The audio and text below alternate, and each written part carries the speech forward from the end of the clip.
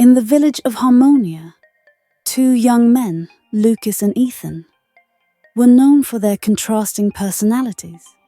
Lucas was ambitious and constantly sought ways to improve himself and his skills.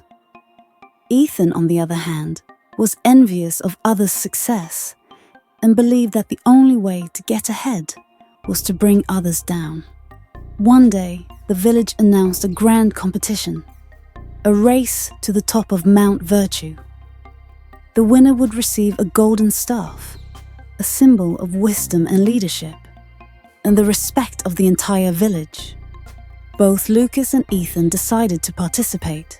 As the race began, Lucas focused on his own path. He carefully chose his steps, strategized his climbs, and conserved his energy for the long journey ahead.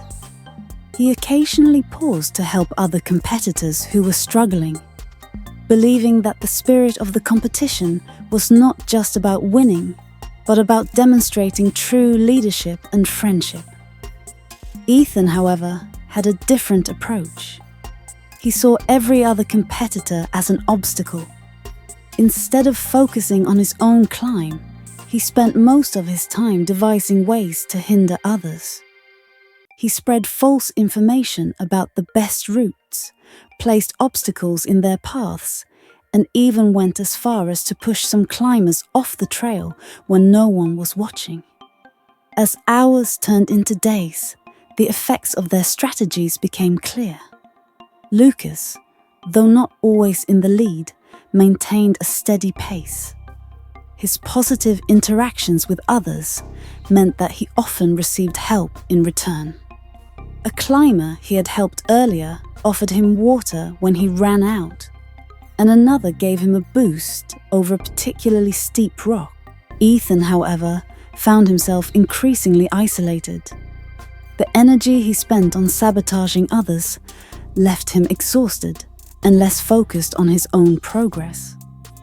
Those he had wronged banded together to keep an eye on him, making it harder for him to continue his schemes. He also began to doubt his own path, as he had spent more time watching others than planning his own route. At the end of the race, Lucas reached the peak of Mount Virtue. As he looked out over the valley, the villagers cheered, not just for his victory, but for the character he had shown throughout the competition. When Ethan finally reached the summit, hours later, he was met with silence. His worn-out appearance and the stories of his deceitful tactics had preceded him. The village elder, holding the golden staff, addressed the crowd. Lucas has shown us that true progress comes from focusing on one's own journey while uplifting those around us. Ethan's actions remind us that tearing others down only hinders our own progress. The path to true success is built on integrity, not deceit. Lucas accepted the golden staff with humility, understanding that his victory was not just about reaching the peak, but about how he had conducted himself along the way. Ethan, reflecting on his actions, realized that his envy and sabotage had only led to his own downfall.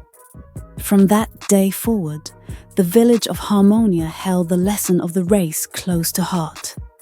In the pursuit of progress, focus on building oneself and supporting others, for tearing others down leads to one's own undoing. Galatians chapter 6, 7-10 says, "Do not be deceived. God is not mocked. For whatever one sows, that will he also reap. And let us not grow weary of doing good, for in due season we will reap if we do not give up. So then, as we have opportunity, let us do good to everyone, and especially to those who are of the household of faith. We can never make progress if we focus on pulling others down."